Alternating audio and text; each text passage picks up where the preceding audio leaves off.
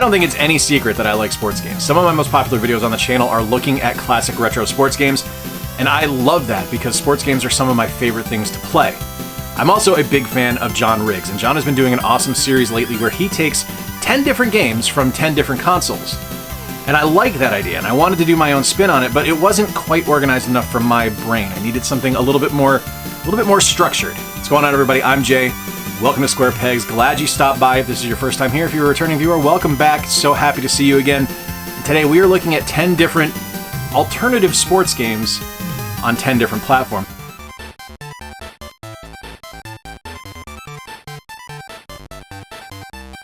When I stop and think about the pantheon of all-time great boxing games throughout the history of video gaming, I land on franchises like Punch-Out, Knockout Kings, Ready to Rumble, Fight Night, but there's an obscure game from the Game Boy Advance that was developed by Inferno Games and Engine Software that deserves to stand right alongside those classic titles: Wade Hickston's Counterpunch.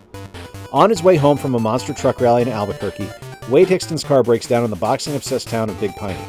Wade has to fight his way through 8 different boxers, each more outlandish than the last, on his way to collect enough money to pay for his car's repairs. Styled similarly to Punch-Out from a gameplay perspective, you're going to control Wade from behind his shoulders, playing in a quasi-first/third-person view. You'll learn new powerful moves as you proceed through the game, including less-than-legal attacks from the folks in the back alley. And stylistically, Wade Hickston is like a Saturday morning cartoon in the palm of your hand. It's a deep, stylish boxing game that never takes itself too seriously, but it leans heavily into the gameplay designed to deliver an incredible experience from the opening bell.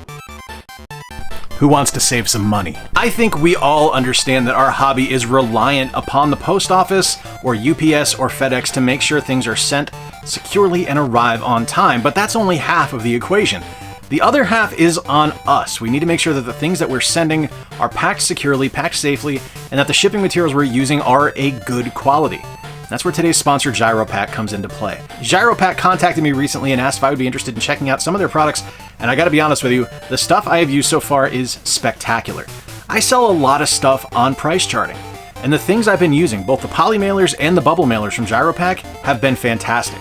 They fit pretty much every single kind of game in their bubble mailers. The poly mailers are fantastic for things like strategy guides, Nintendo Powers, comics, books, apparel. It's a great service and a great product that I have been super impressed with. If you're a reseller and interested in saving some money on your shipping materials, or you just want to stockpile on stuff with the holidays coming up, be sure to use the affiliate link down below or coupon code STAYSQUARE to save 10% off your order for the rest of your life. That coupon code isn't going to expire. You'll be able to use it ongoing from here on out. Thank you again to GyroPack for sponsoring today's video, and now let's get back to it.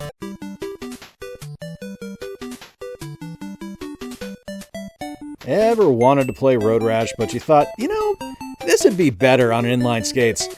Well, have I got some good news for you. Skitchin from Electronic Arts on the Sega Genesis took everything you loved about Road Rash, stuck you in a pair of rollerblades, and sent you on a race across Vancouver, San Diego, and New York City.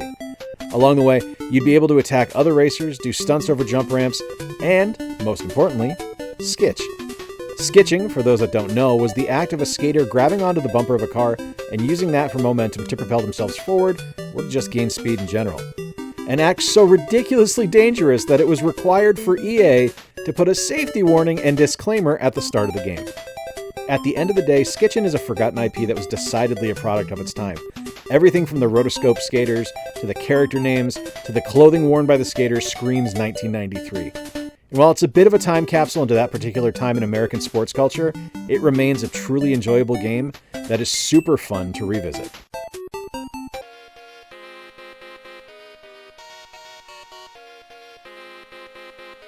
Hey, big shout out to Marcello from GameCube Galaxy for turning me on to the NHL Hitz series. And while every entry is great, the one I've had the most fun with is Hitz Pro. Unlike the previous entries in the series, this game leans into the pro aspect of its name by switching from the 3-on-3 Chell-style gameplay to a 5-on-5 traditional lineup.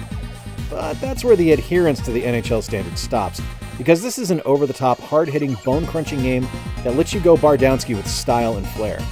Featuring commentary from Mr. NBA Jam himself, Tim Kitzrow, the entire presentation holds up as a love letter to games like NFL Blitz and NBA Jam, while somehow delivering one of the best pure hockey experiences of the generation. I stayed away from non-EA related NHL games for years after the NHL 2K series shuttered, and I regret never giving the Hitz series a go until recently. It's an ambitious game that seeks to blend both the traditional gameplay experience folks are used to with standard hockey games, as well as the insanity that is the hard-hitting nature of the franchise.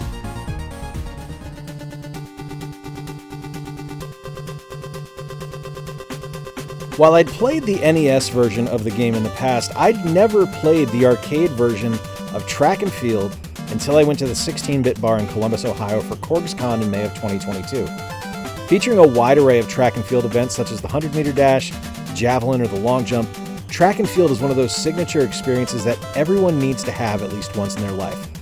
While overly simplistic by today's standards, there's something indescribably thrilling about a game where the entire focus is just mashing the hell out of buttons and making sure your timing is on point. It's a quick hit of a game, with bite-sized experiences that you'll have to pump more quarters into if you mess up said timing or button mashing and lose an event, but it's such a gratifying experience to be able to make your way past an event you've previously struggled at. The primal scream of joy I let out, for example, when I finally made my way past the long jump, is one of my favorite gaming memories from the last few years.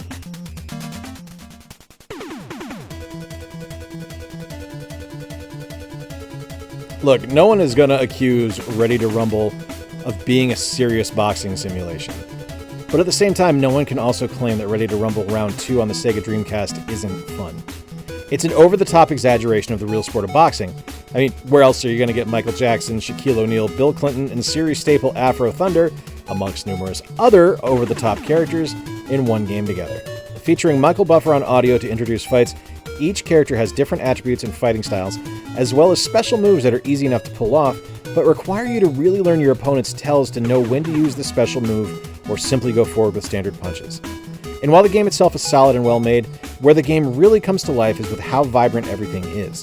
The characters' designs and voices are over the top and ridiculous, the music is great, and the animations tie everything together by really accentuating each character's unique personality.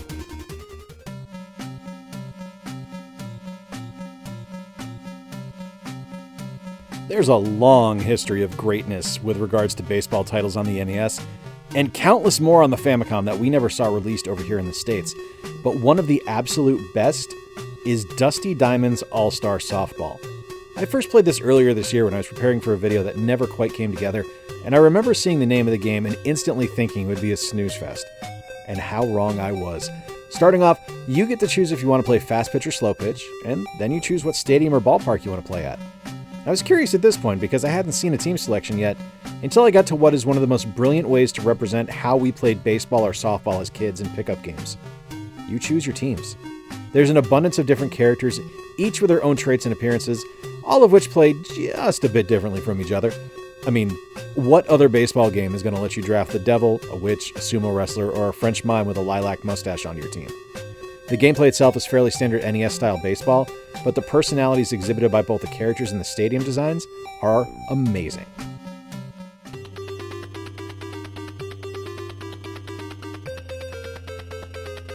This is truly one of the most deceptive games on this list.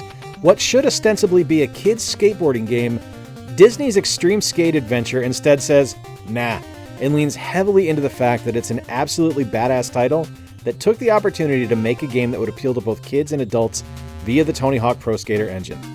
Tweaked a bit from what we'd come to know and love in the THPS 3 and 4, Disney's Extreme Skate Adventure makes things slightly easier for users by being a bit more accessible and ramps up the kid appeal by bringing in skaters from Toy Story, The Lion King, and Tarzan.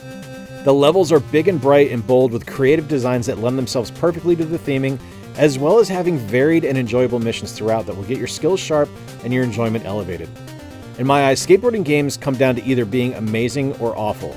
There's hardly ever room for something mid that just exists. And Disney's Extreme Skate Adventure falls decidedly on the side of being amazing. And if you've never played it, you owe it to yourself to do so.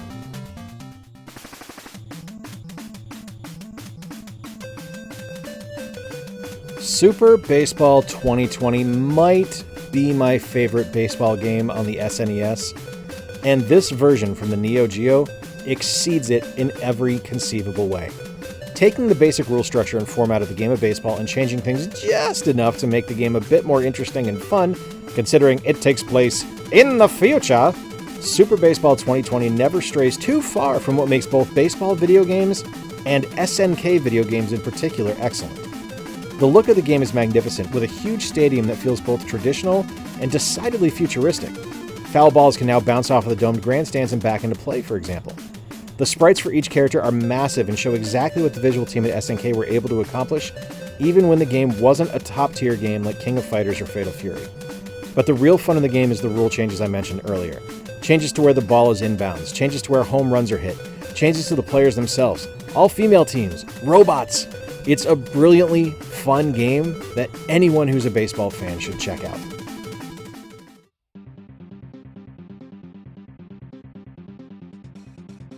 When I bought my OG Xbox back in 2003, I was working at EA, and I bought it for the sole reason to play Knights of the Old Republic.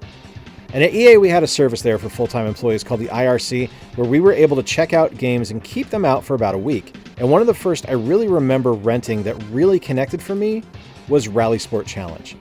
Developed by DICE, Rally Sport Challenge offered something I'd never really played before. An exciting rally driving game that had real cars in it with real damage models and a physics engine that I'd never experienced before. Cars slid on ice, they gripped tightly on tarmac, and shifted in loose sand and gravel as you barreled through the varied tracks and courses. It's a challenging but fun game, with awesome driving action that I didn't expect to enjoy nearly as much as I did, and still do. While Colin McRae and Forza may have gotten more attention as the years went on, Rally Sport 1 and 2 will always be my favorite rally driving games.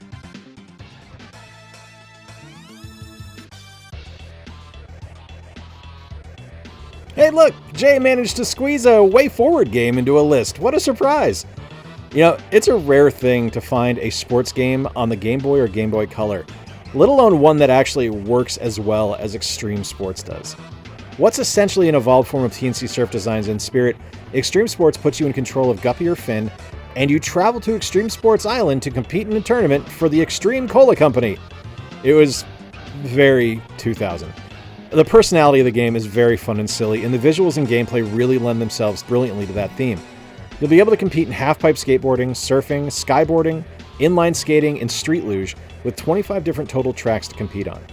And the events themselves are pure fun and completely varied in their execution, meaning that you're going to get bang for your buck on the variety of events offered. And while the gameplay and visuals are the main attraction here, the animations and personality of each character really show what are the cornerstones of every subsequent Way Forward IP, like Shantae.